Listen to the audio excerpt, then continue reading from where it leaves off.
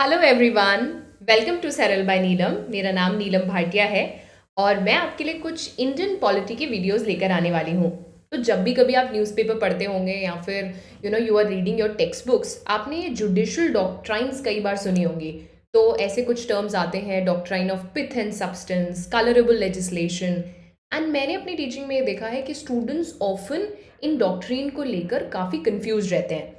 तो बेसिकली मैं आपके लिए कर क्या रही हूँ, मैं हर एक वीडियो में एक एक डॉक्ट्राइन आपके साथ डिस्कस करूँगी और हम उस डॉक्ट्राइन को कम्प्लीटली समझेंगे। उसके साथ साथ उससे रिलेटेड कोई केस जजमेंट आएगा तो उसको भी देख लेंगे। एंड जब ये सारी डॉक्ट्राइन्स खत्म हो जाएंगी तो एक वीडियो में हम इससे रिलेटेड क्वेश्चन सॉल्व करेंगे।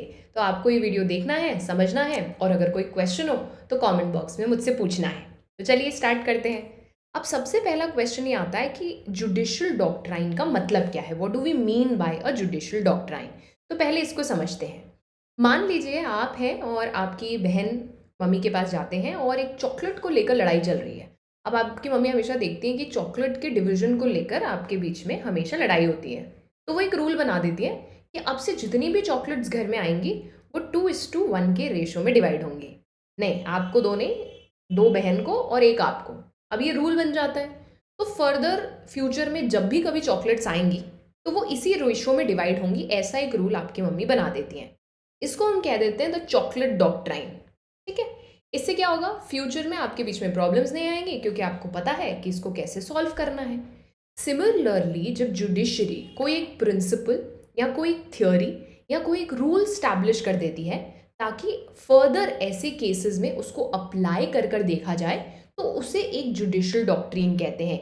असेंशली इसका मतलब ये है कि वो प्रिंसिपल, वो थ्योरी या वो पोजीशन ऐसे केसेस में अप्लाई किए जाएंगे। क्या ये एक दिन में बन जाती है? नहीं। अलग अलग जुडिशियल डॉक्ट्रीन अलग अलग केसेस में निकल कर आई हैं और जुडिशरी के इंटरप्रिटेशन से बनी है। तो याद रखिएगा, ये जुडिशियल डॉक्ट्राइन का मतलब है। अब आज जो हम जुडिशियल डॉक्ट्राइन समझने वाले हैं वो है doctrine of pith and substance. Hindi में कहते हैं सार और तत्व का सिद्धांत। चलो सबसे पहले क्या करते हैं, इसको ब्रेक डाउन करते हैं। पिथ और सब्सटेंस का मतलब समझते हैं। तो देखिए, पिथ का मतलब होता है किसी भी चीज का ट्रू नेचर या फिर उसका असेंस। तो मैंने आपसे कहा what is the true nature of your friend. तो आपने कहा आज शायद वो थोड़ा दुखी है बट उसका ट्रू नेचर बहुत ही हैप्पी गो लकी है। तो ट्रू नेचर का मतलब क्या है, प्राइमरी असेंस या प्राइमरी नेचर क्या है किसी भी चीज का। और सब्सटेंस का मतलब है किसी भी चीज का सबसे इंपॉर्टेंट या सबसे असेंशियल पार्ट। दो बातें हम क्या देखेंगे, किसी भी चीज का ट्रू नेचर और उसका सबसे असेंशियल पार्ट। ये बात जो मैंने आपसे कही है, जो मीनिंग आपको बताया है, ये ध्यान में रखिएगा क्योंकि फर्दर चीजें समझने में ये मीनिंग आपको हेल्प करेगा। अब सवाल ये आता है doctrine of pith and substance कब यूज की जाती है और इसकी नीड ही क्यों पड़ी। तो हमें आपको पता होगा कि इंडिया एक क्वाज़ाई फेडरल कंट्री है जहाँ पर हमारे पास यूनियन भी है और स्टेट भी है। इसके अलावा आपने सुना होगा कि 3 लिस्ट्स होती हैं, राइट, जिसको हम कहते हैं यूनियन लिस्ट, स्टेट लिस्ट और कंकरेंट लिस्ट। अब देखिए क्या है ना कि इन सब में कई सारी चीज़ें लिखी हुई हैं कि वो कौन से लॉज हैं जिस पे यूनियन कानून बना सकता है, वो कौन से सब्जेक्ट्स हैं जिस पे स्टेट कानून बना सकता है, ये दिया हुआ है। पर कभी कभी ऐसा होता है कि किसी एक लॉ में ये समझ नहीं आता कि क्या उस गवर्नमेंट के पास वो लॉ बनाने का अधिकार है या नहीं। हो सकता है सरफेस लेवल पर ऐसा लग रहा है कि स्टेट इस पर कानून नहीं बना सकता, पर जब आप उसके लॉ के पिथ एंड सब्सटेंस यानी उसके ट्रू नेचर पे जाएं तो हो सकता है कि स्टेट उसे बनाने के लिए एलिजिबल हो। तो ये डॉक्ट्राइन काम कब आती है, जब भी इस बात को लेकर डिबेट हो रही है कि बनाया हुआ कानून with in the jurisdiction of union या स्टेट है या नहीं है। अगर नहीं है तो फिर उसे डिसमेंटल किया जाएगा, उसे अनकॉन्स्टिट्यूशनल डिक्लेयर किया जाएगा, उसे एनक्रोचमेंट माना जाएगा। पर अगर है तो वो अपहेल्ड हो जाएगा। थोड़ी देर में और क्लियर हो जाएगा।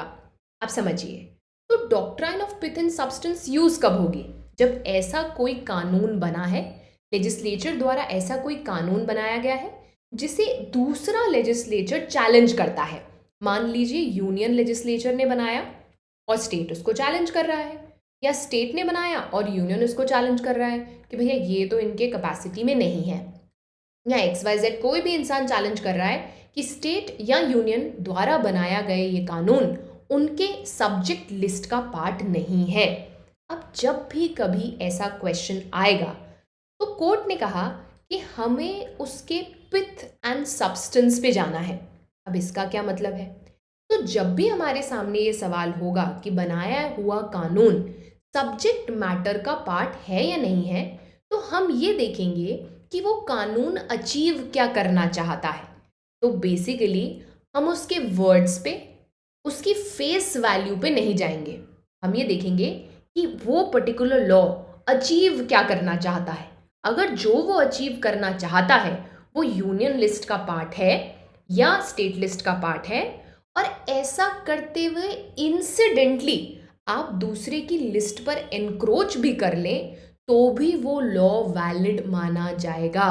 तो अगर आपका सब्सटेंस उस लिस्ट का पार्ट है तो किसी भी तरीके का इंसिडेंटल एनक्रोचमेंट गलत नहीं माना जाएगा।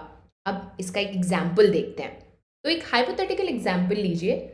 मान लीजिए यूनियन गवर्नमेंट एक कानून बनाती है और उस कानून के थ्रू वो रिवर वाटर पोल्यूशन को रेगुलेट करने की कोशिश कर रही है।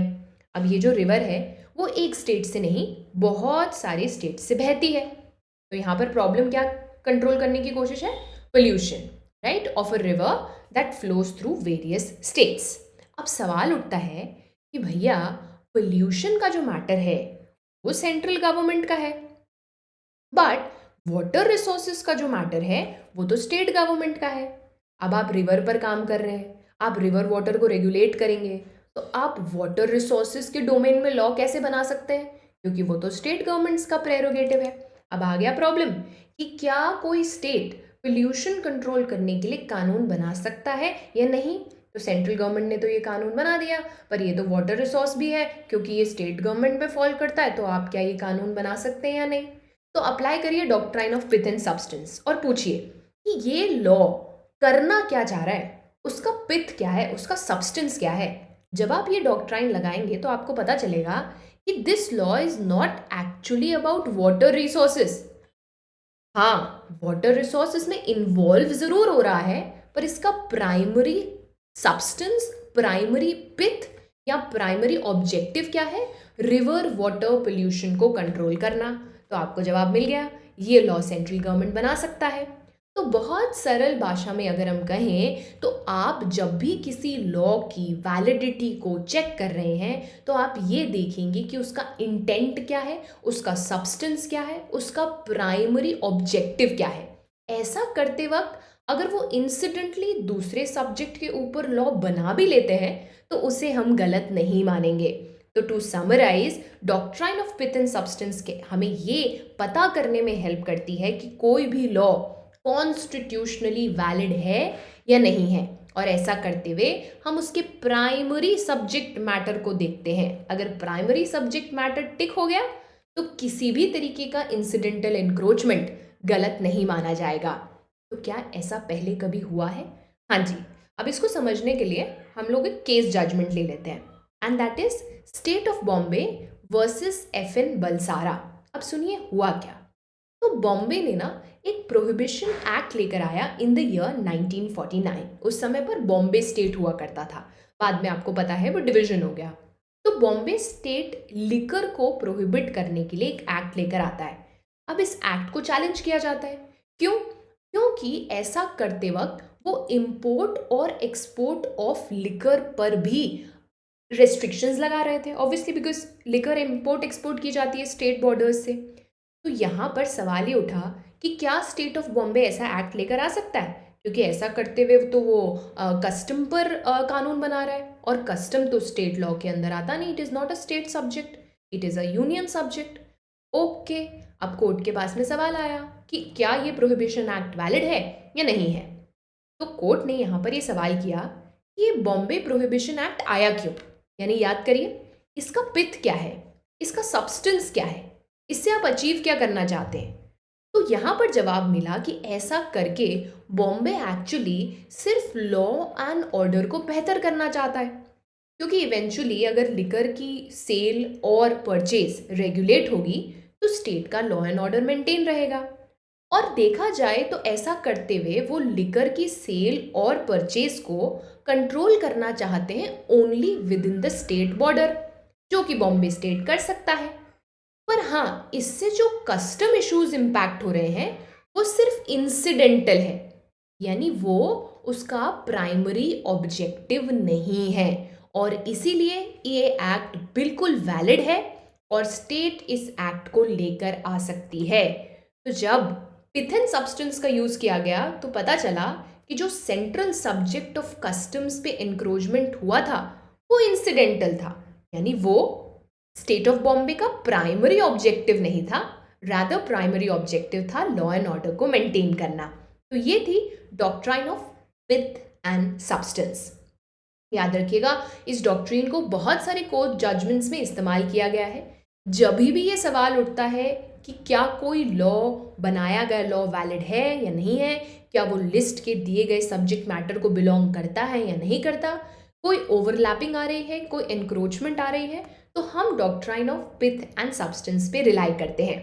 अगर आप थोड़ा सा और सोचें तो आप समझेंगे कि इससे कहीं ना कहीं हमारे फेडरल स्ट्रक्चर को स्ट्रेंथ मिलती है, क्योंकि अगर ऐसा नहीं होगा या पिथ एंड सब्सटेंस की डॉक्ट्राइन इस्तेमाल नहीं की जाएगी तो जो डिविजन्स हैं वो काफ़ी स्ट्रिक्ट हो जाएंगे और तब हम इंटेंट को या ऑब्जेक्टिव को नहीं देख पाएंगे।